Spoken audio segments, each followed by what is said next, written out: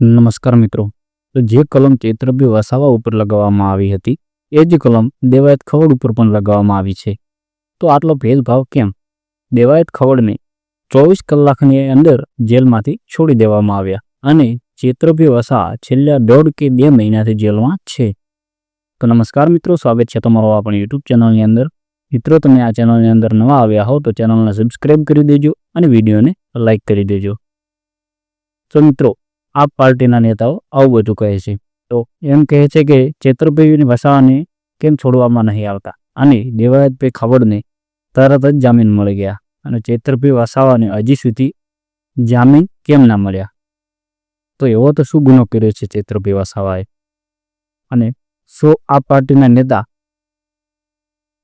તે ચૈત્રભી આ પાર્ટીના નેતા છે એટલા માટે તેમને છોડવામાં નથી આવતા? તે ભાજપના ધારાસભ્ય નથી એટલા માટે એમને છોડવામાં નથી આવતા? તો મિત્રો, આ બધું જોઈને ચૈત્રભી વસાવાના સમર્થકો ગુસ્સે થયા છે.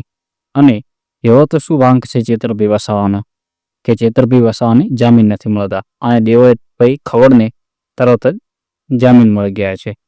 તો મિત્રો, તમને શું લાગે છે કે ચૈત્રભી વસાવાને જામીન મળશે કે નહીં મળે?